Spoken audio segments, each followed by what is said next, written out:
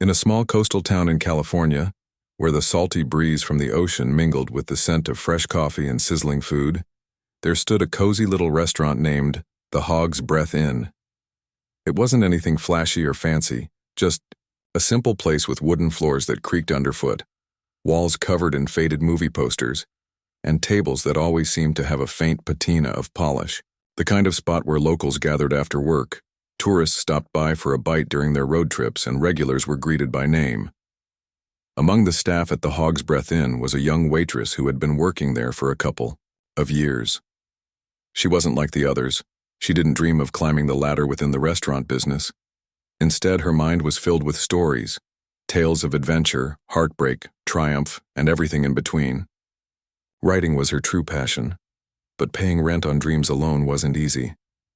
So day after day she tied on her apron, balanced trays laden with burgers and fries, and kept one eye on the clock while jotting down ideas in a worn-out notebook, whenever she got a spare moment. Her co-workers liked her well enough, though they often joked about her sharp tongue. She wasn't rude exactly, but she had a way of speaking her mind without sugarcoating things. Sometimes this earned her laughs, other times raised eyebrows, but it always made her memorable.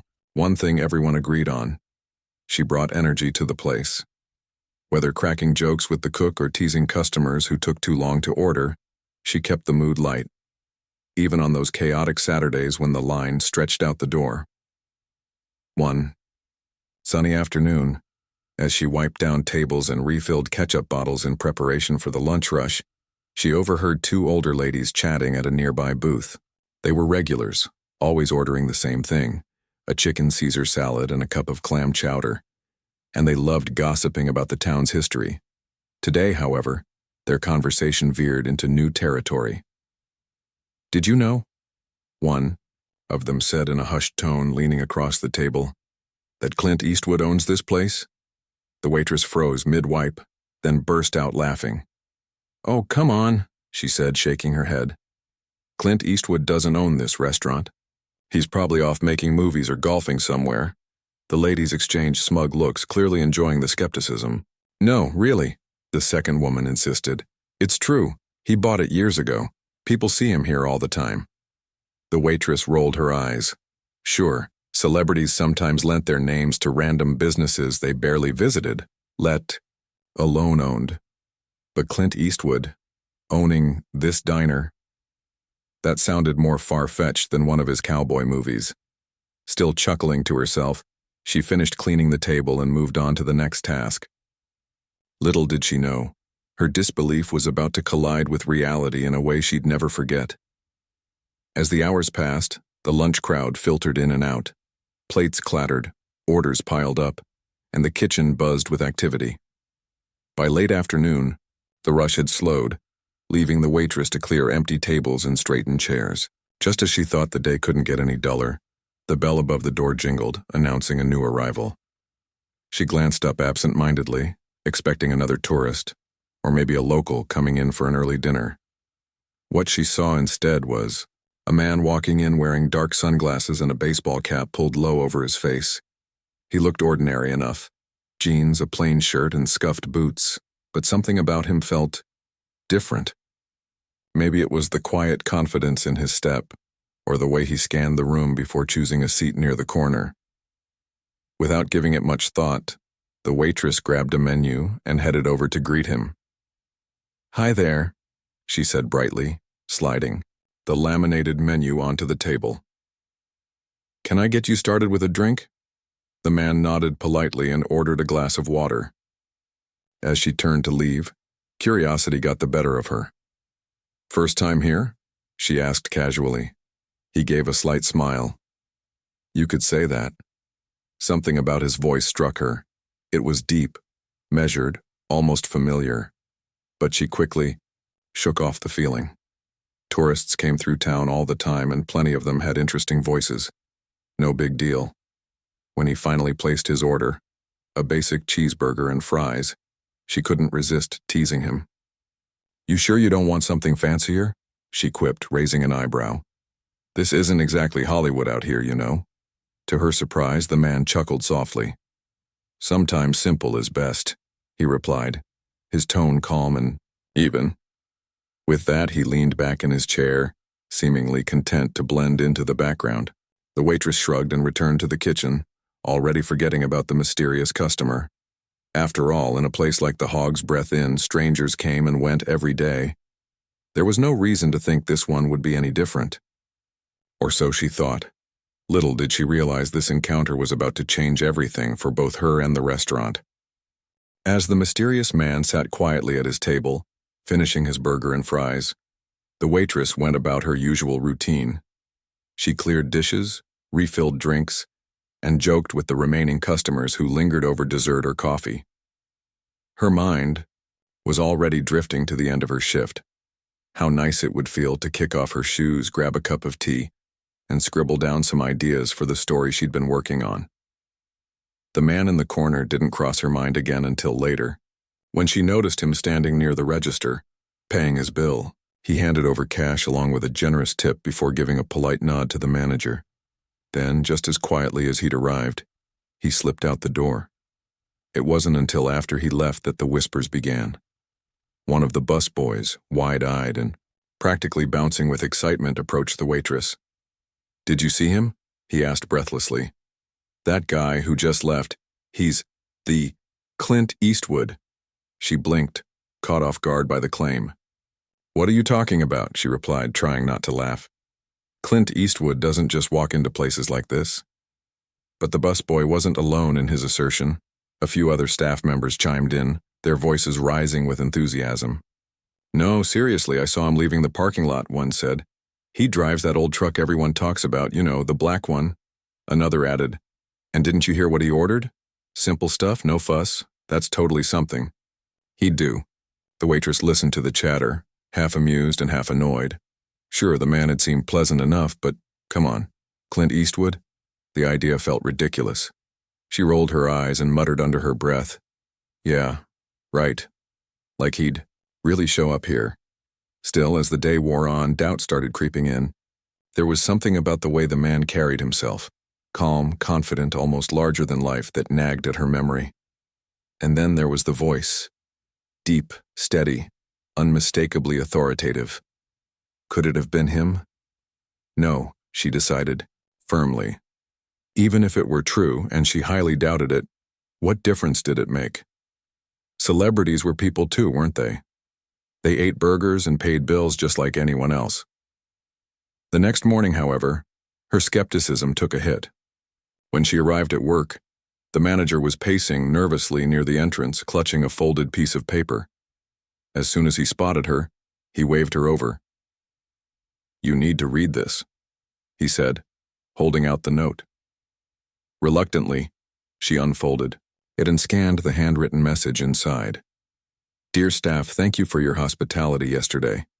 I enjoyed my meal immensely. Signed, Clint Eastwood." Her stomach dropped. For a moment she stood frozen, staring at the signature in disbelief. This had to be some kind of prank, right? But as she looked closer, the handwriting looked genuine.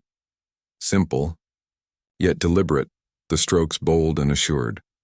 It was exactly how she imagined Clint Eastwood's signature might look. "Well?" the manager prompted, breaking the silence. "Do you recognize this?" She swallowed hard, her cheeks flushing with embarrassment. Slowly, she nodded. "Yeah, I think so. That guy yesterday, he came in wearing sunglasses and a hat. He sat in my section." The manager sighed, rubbing his temples. "Look, I'm not mad or anything, but you should probably know he owns this place, bought it years ago. Comes by every now and then to check on things." The words hit her like a ton of bricks. All those rumors she'd dismissed, all those jokes she'd made. It suddenly dawned on her that she hadn't just insulted any random customer. She'd teased Clint Eastwood, the legendary actor, director, and now, apparently, her boss. Panic set in as she replayed the conversation in her head. What had she said again? Something about how this wasn't Hollywood? Oh, great, just great. She could feel her face growing hotter by the second. Had he been offended? Would he fire her on the spot? Or worse, would he ban her from ever working in another restaurant? Her co-workers, sensing her distress, gathered around, offering a mix of sympathy and amusement. "Wow, that's rough," one of them said, trying and failing to suppress a grin. "Guess you'll have to watch what you say next time." "Next time?" she echoed weakly. "There won't be a next time if he decides to can me." Despite her fears, though, nothing happened immediately. Days passed and life at the Hog's Breath Inn continued as usual. Tourists kept coming, orders kept piling up, and the kitchen remained a chaotic symphony of sizzling pans and shouted requests. Yet the waitress couldn't shake the feeling that her days were numbered. Every time the bell above the door jingled, she braced herself, half expecting to see Clint Eastwood stride in with a scowl on his face. To her surprise, however, the confrontation never came. Instead, a week later, during the evening rush, she found herself face to face with him once more. This time, he wasn't hiding behind sunglasses or a baseball cap. His presence filled the room, commanding attention without any effort. Customers whispered excitedly, pointing and snapping photos on their phones. The waitress froze, unsure whether to run, cry, or apologize profusely, but Clint Eastwood didn't give her the chance to panic. With a calm smile, he motioned for her to join him at a quiet corner table. Reluctantly, she followed, her heart pounding in her chest. "I wanted to talk to you," he began, his voice warm and unhurried. "About the other day." She winced, ready for the worst. "Sir, I am so sorry," she blurted out. "I had no idea who you were. I thought you were just another tourist, and I didn't mean to." He held up a hand, cutting her off gently. "Relax," he said. "It's okay. Honestly, I found it refreshing. Not many people speak their minds these days." Her jaw dropped. Was he serious? She'd insulted him. Not intentionally, sure, but still. And here he was, acting like it was no big deal. "I own this place because I believe in keeping spaces like this alive," he continued, gesturing around the room. "Places where people can connect, share stories, and enjoy good food. It's not about fame or fortune for me. It's about community." His words struck a chord deep within her. Here was a man who could have lived a life of luxury, surrounded by glitz and glamour, yet he chose to invest in something simple and meaningful, something real. "And as for your comment," he added with a chuckle, "well, let's just say I've heard worse. Keep writing your stories, kid. Life's full of surprises. You never know where they'll take you." With that, he stood up, gave her a reassuring pat on the shoulder, and walked away, leaving her stunned and speechless. The waitress stood there for a long moment, her mind racing as she tried to process what had just happened. Clint Eastwood not only hadn't fired her but had also complimented her. He'd called her comment refreshing and encouraged her to keep writing. She felt like she was living in some strange alternate reality where nothing made sense anymore. Her co-workers noticed her dazed expression and quickly swarmed around her, eager for details. "What did he say? Did he yell at you? Is he suing us?" one of them joked nervously, though their wide eyes betrayed genuine concern. She shook her head slowly, still trying to wrap her head around it all. "No. He wasn't mad. He said he liked that I spoke my mind." She hesitated, unsure how much to share. "He even told me to keep writing." For a second, no one spoke. Then the room erupted into laughter and cheers. Someone playfully nudged her shoulder. "Well, looks like you've got yourself a fan. Maybe you'll end up in one of his movies next." Despite the light-hearted teasing, the encounter left her shaken, in a good way. It wasn't every day that someone like Clint Eastwood took the time to offer advice or encouragement, especially after being on the receiving end of an accidental insult. But more than anything, it was his perspective that stuck with her. The idea that owning this little restaurant wasn't about fame or money. It was about creating a space where people could come together, share meals, and build connections. That resonated deeply with her. Over the next few weeks, life at the Hog's Breath Inn returned to its usual rhythm. Tourists continued to flock in, drawn by the charm of the small-town diner and perhaps hoping for a glimpse of its famous owner. Regulars kept coming back, knowing they'd be greeted warmly and served hearty portions of comfort food. And the waitress? Well, she went about her shifts with renewed energy, finding joy in the little moments, the laughter shared between tables, the stories customers told, and even the occasional chaos of a busy night. But something inside her had shifted. Every time she tied on her apron or picked up a tray, she couldn't help but think about what Clint Eastwood had said, about speaking your mind, pursuing your passions, and finding meaning in unexpected places. Those words lingered in her thoughts, weaving themselves into the fabric of her daily routine. One evening, during a rare lull between dinner rushes, she found herself jotting down notes in her trusty notebook. At first it was just fragments, an overheard conversation here, a quirky customer there. But soon those snippets began to take shape. Before she knew it, she was crafting entire scenes, imagining characters inspired by the people who passed through the restaurant's doors each day. There was the elderly couple who always ordered the same meal and held hands across the table. The young family with 3 rambunctious kids, who somehow managed to leave the place spotless despite the chaos. Even the grumpy truck driver who complained about everything but always tipped generously. As the pages filled up, she realized something. These weren't just random observations. They were stories waiting to be told. Stories about ordinary people doing extraordinary things, about lives intersecting in fleeting yet meaningful ways. And at the heart of it all was The Hog's Breath Inn, a backdrop, a character in its own right, holding everyone together. Her newfound inspiration didn't go unnoticed. One of her coworkers spotted her scribbling away during a break and raised an eyebrow.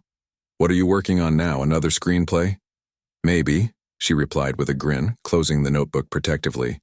"Or maybe just something different. Different indeed." What started as a hobby, a way to pass the time during slow shifts, soon became something bigger.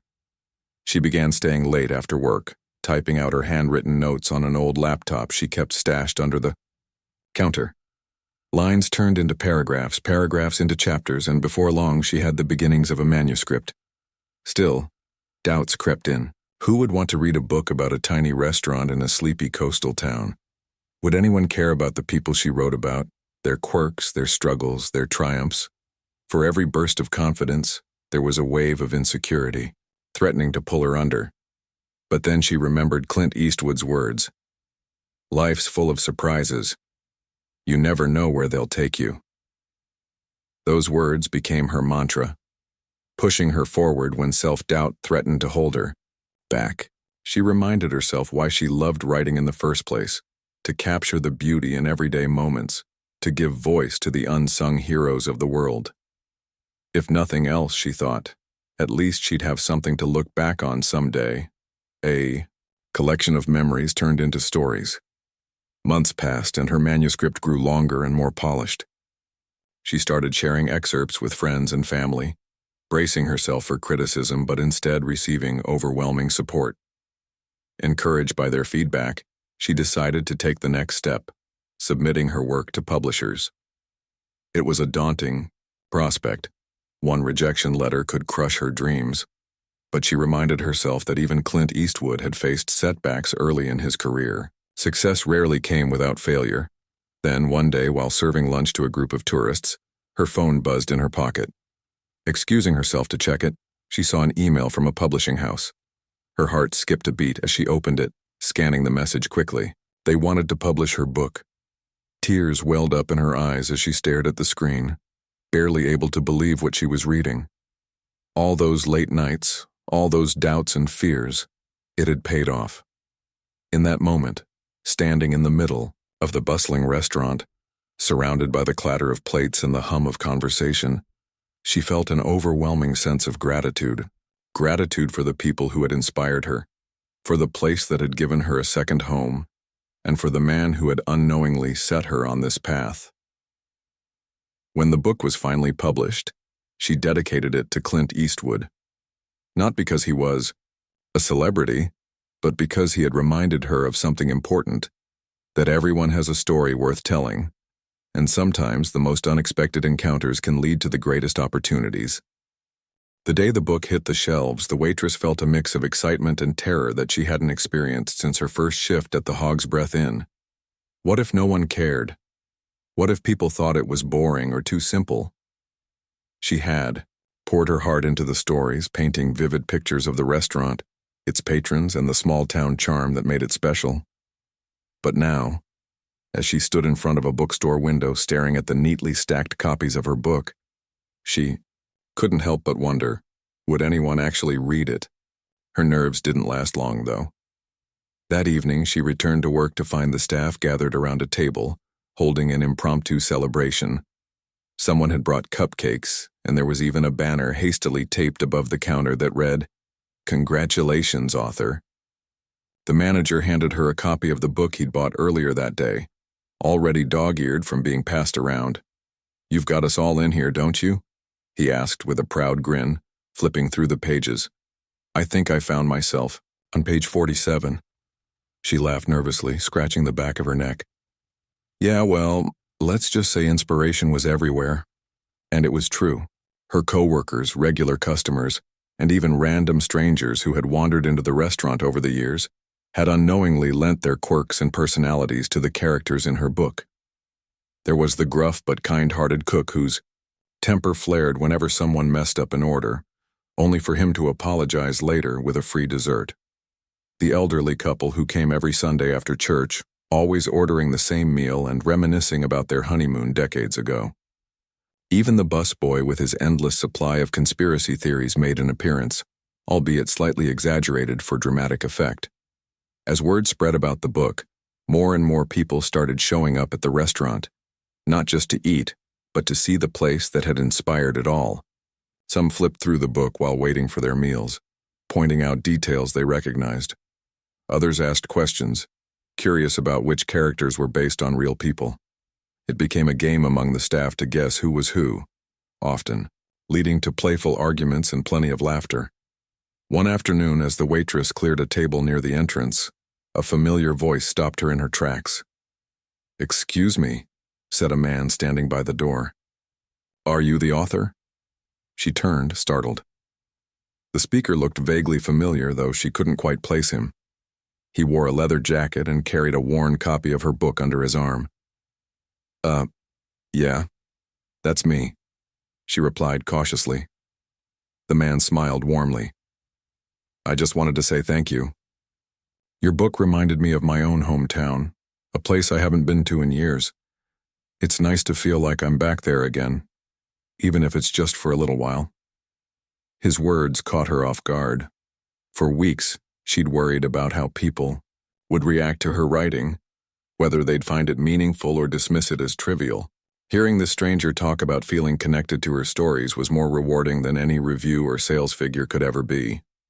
Word-of-mouth buzz continued to grow, and soon enough, local newspapers picked up on the story. An article titled, "From Waitress to Best-Selling Author," ran in the weekend edition, complete with a photo of her standing outside the restaurant, book in hand. The headline was cheesy, sure, but it captured the attention of readers far beyond the small coastal town. Orders for the book surged, and before long she was invited to speak at libraries, schools, and community events. Each time she stepped onto a stage or sat down for an interview, she shared the same message. Pay attention to the world around you. Inspiration can come from anywhere, even a quiet corner booth in a bustling diner.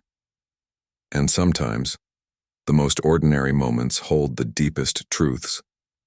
Despite her newfound success, she remained grounded. Writing had always been her passion, but the Hog's Breath Inn held a special place in her heart.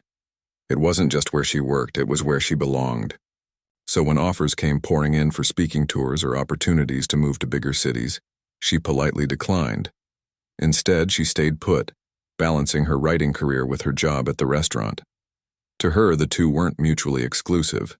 They complemented each other perfectly. Of course, not everything changed overnight. Life at the restaurant continued much as it always had. Plates still clattered, orders still piled up, and the kitchen remained a chaotic symphony of sizzling pans and shouted requests. But there was a new energy in the air, an unspoken pride. among the staff that they were part of something bigger than themselves. Customers began asking for autographed copies of the book, and the walls were soon adorned with framed newspaper clippings alongside the vintage movie posters. Even Clint Eastwood heard about the book. One evening, during another surprise visit, he pulled the waitress aside after finishing his meal. Holding up a copy of the book, he grinned. "Looks like you took my advice." She blushed, stammering out a response. I didn't mean to make you a character or anything. I swear." He waved a hand dismissively. "Don't worry about it, you did good, just promise me one thing." "What's that?" she asked, leaning forward curiously. "Next time you write a story," he said with a twinkle in his eye, "make sure I get a better line." They both laughed, and in that moment she realized something important. Success wasn't about fame or fortune. It was about connection, about finding common ground with others, sharing experiences, and reminding people that everyone has a story worth telling. Whether it was through a cheeseburger served with a side of sass or a heartfelt tale written late at night, the goal was the same: to leave the world a little brighter than you found it. As the months rolled by, the waitress-turned-author settled into a rhythm that suited her perfectly. Mornings were spent writing, afternoons at the restaurant, and evenings reflecting on the journey that had brought her here. Every now and then, she'd glance at the dedication page in her book, the one that thanked Clint Eastwood, and smile. Not because he was a celebrity, but because he had reminded her of something she'd almost forgotten. Life is full of surprises, and sometimes the most unexpected encounters can lead to the greatest opportunities. As the weeks turned into months, the waitress-turned-author found herself growing more comfortable in her dual roles, at least on the surface. By day, she was still the same sharp-tongued, quick-witted server who could balance 3 plates on one arm and crack a joke while refilling coffee cups. But by night, she became something else entirely, a writer whose words had touched people across the country. It was an odd duality, but it worked for her. Or so she thought. What she hadn't anticipated was how fame, even small-town fame, could change things. Not everything, of course. The regulars still greeted her warmly when they walked in, and the staff teased her mercilessly about signing autographs during her breaks. But there were subtle shifts, too. Tourists began showing up just to meet the author, snapping photos, with their phones and peppering her with questions about her writing process. Some customers treated her differently now, as if expecting her to have some kind of magical insight into life simply because she'd written a book. At first, she tried to brush it off. After all, this was what she'd dreamed of, wasn't it? Recognition, validation, proof that her stories mattered. But the truth was, she missed the simplicity of being anonymous. There was freedom in blending into the background, in knowing that no one expected anything extraordinary from her.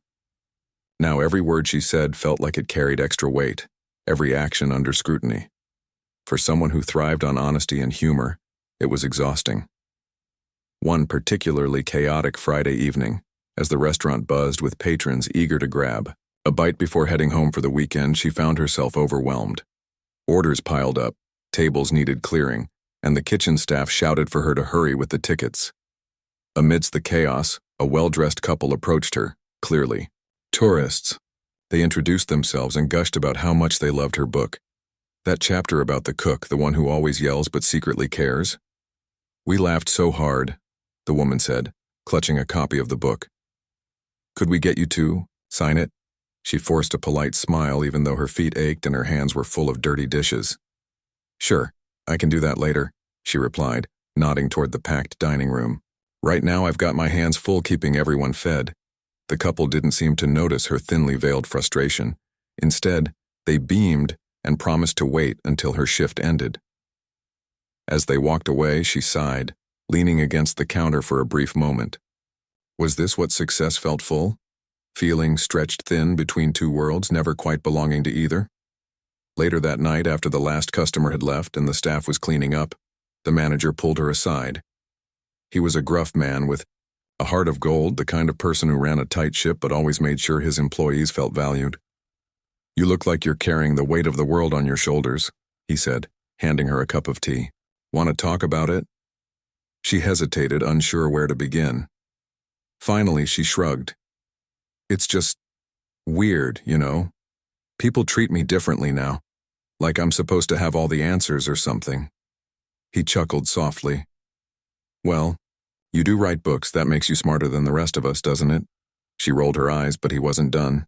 Listen, kid, I've seen a lot of people come and go in this business, and let me tell you, the ones who make it aren't the ones who try to be perfect. They're the ones who stay true to themselves, no matter what. His words lingered in her mind long after she clocked out and headed home. Stay true to yourself. It sounded simple enough, but in practice it was harder than ever. How could she stay true when the person she used to be, a waitress with big dreams and a knack for sarcasm, felt like a distant memory? The next morning, she woke up early and decided to take a walk along the beach. It was her favorite place to clear her head, the rhythmic crash of waves soothing her frazzled nerves. As she strolled barefoot along the shoreline, she noticed a figure sitting on a bench overlooking the ocean. At first glance, she thought it was just another tourist taking in the view. But as she drew closer, she realized it was Clint Eastwood. He looked relaxed, dressed casually in jeans and a sweater, sipping from a thermos. When he spotted her, he waved her over. "Morning," he said with a faint smile. "Mind if I join you?" Sure," she replied, surprised. She sat down, beside him, feeling awkward yet oddly comforted by his presence. For a while, neither of them spoke. They simply watched the waves roll in, the salty breeze tugging at their hair. Then, without warning, he broke the silence. "So, how's the book doing?" he asked, his tone casual but curious. "It's good," she said carefully. "Better than I ever imagined, honestly." But what?" he prompted gently. She sighed, staring out at the horizon. "I don't know. Sometimes it feels like I'm living two different lives. One minute, I'm waiting tables, cracking jokes, and trying not to drop trays. The next, I'm signing autographs and answering questions about why I wrote this or that. It's like I don't even know who I am anymore." Clint nodded slowly, as if he understood exactly what she meant. "You know, when I first started out in Hollywood, I felt the same way. Everyone wanted a piece of me, my time, my thoughts, my opinions. And it's flattering, sure, but it can also be suffocating if you let it." She glanced at him, intrigued. "How did you deal with it?" He smiled faintly. "By remembering who I was before any of that happened. Before the movies, the awards, the restaurants. I was just a guy trying to tell good stories. Same as you." Her chest tightened at his words. He made it sound so simple, yet she knew it wouldn't be easy. Still, there was wisdom in what he said.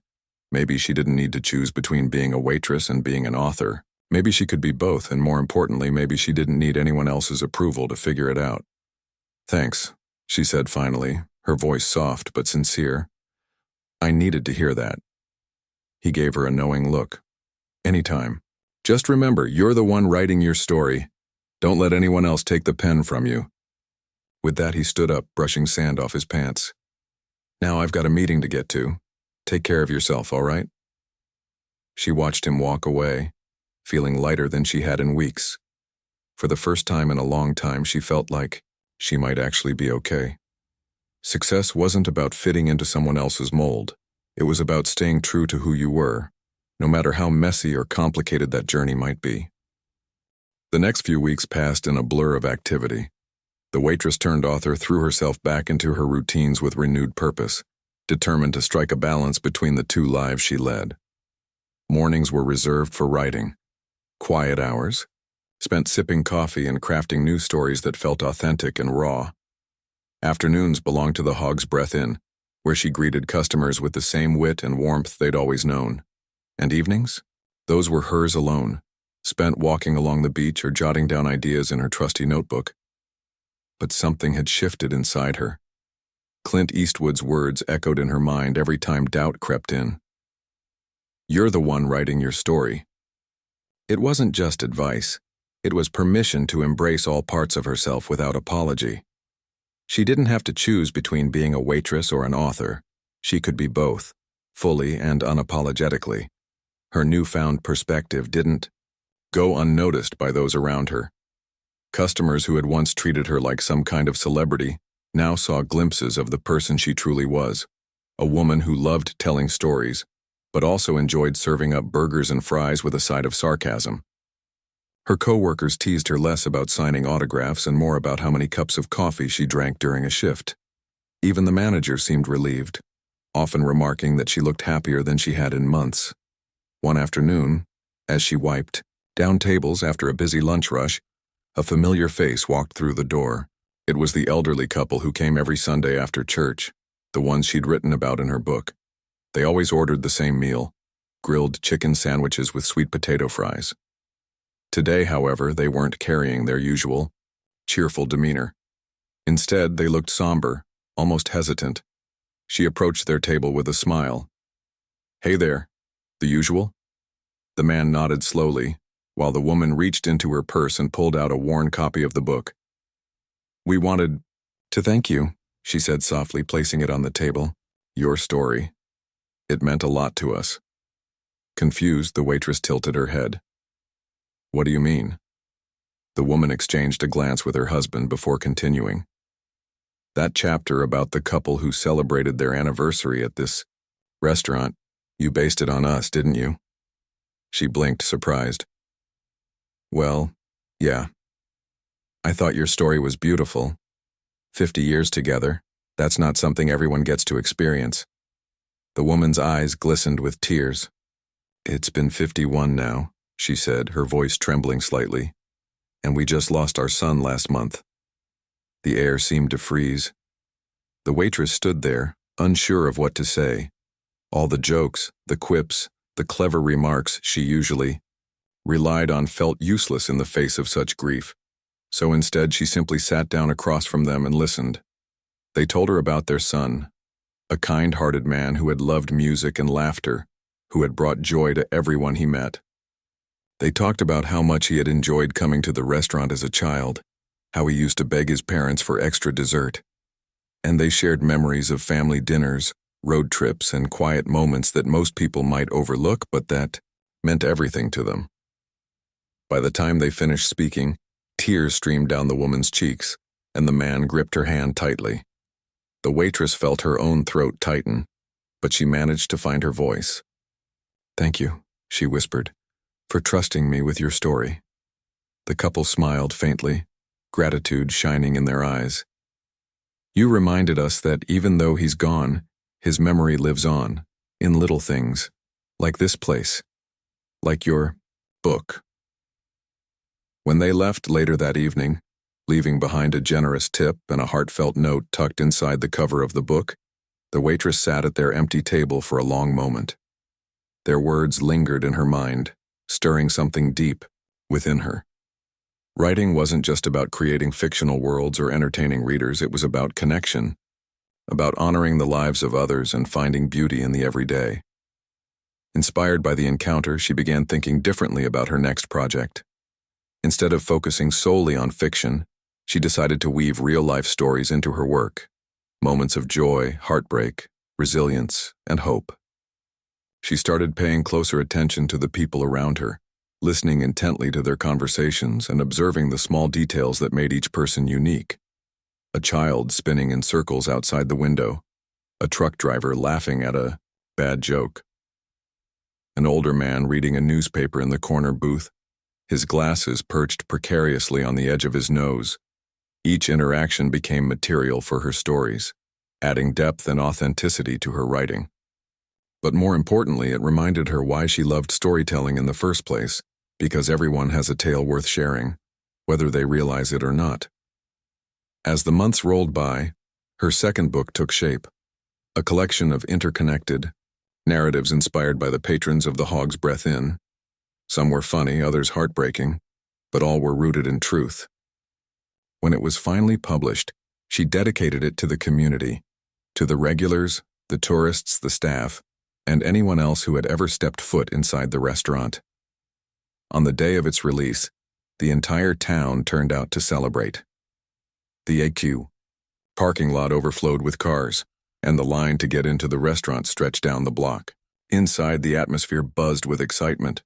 Customers flipped through copies of the book, laughing and pointing out characters they recognized.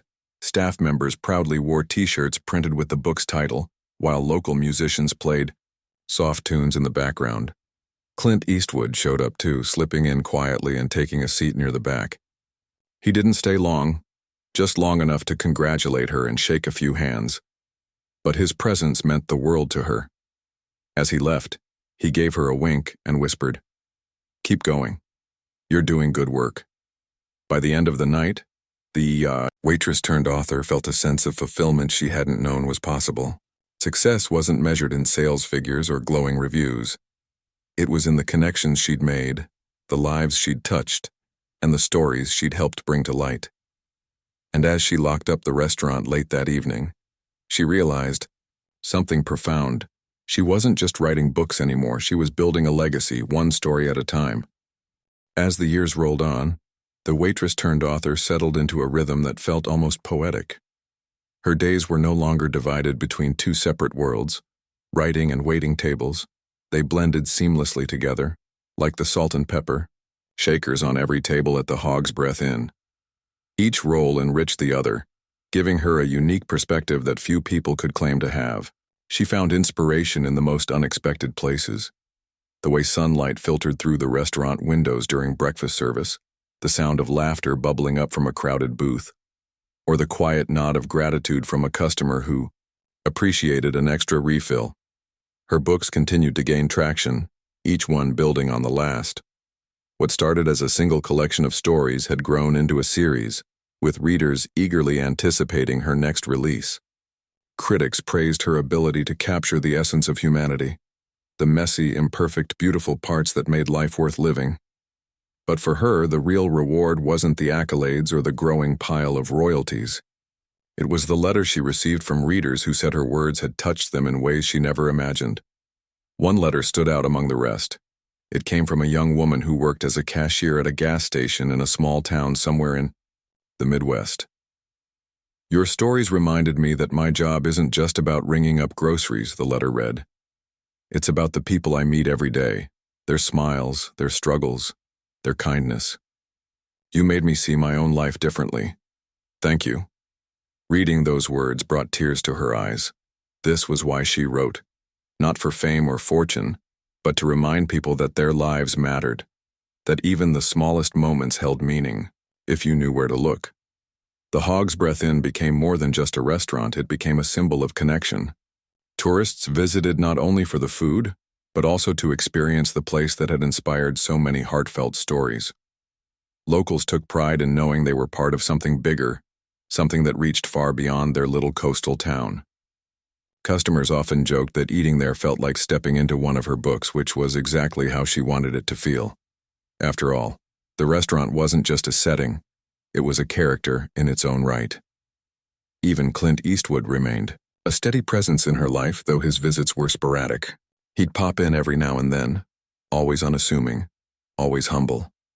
Sometimes he'd sit quietly in a corner booth, sipping coffee and observing the chaos around him. Other times he'd pull her aside for a quick chat, offering advice or encouragement when she needed it most. Their conversations were brief but meaningful, filled with wisdom that stayed with her long after he left. "You've got a gift," he told her once during one of these impromptu meetings. "Don't waste it trying to please everyone. Write what feels true to you. That's enough." She nodded, tucking his words away like treasures. Over time, she realized that his support meant more than she could put into words. He hadn't just given her a second chance that day she teased him. He'd shown her the value of authenticity, of staying grounded despite success. And for that, she would always be grateful. Eventually, her writing career took her to new heights. Invitations poured in from literary festivals, universities, and community events across the country. People wanted to hear her speak about storytelling, creativity, and finding inspiration in everyday life. At first, she hesitated. Leaving the restaurant, even temporarily, felt strange, almost wrong. But the staff assured her they'd hold down the fort while she was gone, and the manager promised to save her favorite apron for when she returned. Traveling opened her eyes to even more stories, each one adding depth and color to her understanding of the world. She met people from all walks of life, a farmer in Iowa who dreamed of becoming a poet, a retired teacher in Texas who painted murals on abandoned buildings, a teenager in New York who ran a free library out of her apartment. Everywhere she went, she saw beauty in the ordinary, resilience in the face of hardship, and hope in the darkest corners. But no matter how far she traveled, she always came back to the Hog's Breath Inn. It was home, plain and simple. The creaky wooden floors, the faint smell of polish, the hum of conversation, it all called to her like a song she couldn't forget. When she walked through the door after being away, the staff greeted her like a long-lost friend, teasing her about city life and asking if she'd gotten too fancy to serve burgers anymore. Never, she'd reply with a grin, tying on her apron. Some things never change. And they didn't. The restaurant remained a constant, a beacon of warmth and familiarity in a world that often felt chaotic and uncertain. It was where she had stumbled upon her passion, where she had faced her fears, and where she had discovered the power of storytelling. Every table, every chair, every scuffed-up plate held a memory, a piece of her journey. Years later, when she finally decided it was time to step back from waiting tables, she did so with a bittersweet smile. Her body couldn't keep up with the long hours anymore, but her heart still belonged to the place. On her last shift, the staff threw her a party, complete with balloons, cake, and framed photos of her over the years. One picture showed her laughing with coworkers during a busy lunch rush. Another captured her deep in thought, scribbling notes in her ever-present notebook. As she looked around the room at the faces she'd grown to love, she felt overwhelmed with gratitude. They weren't just colleagues. They were family.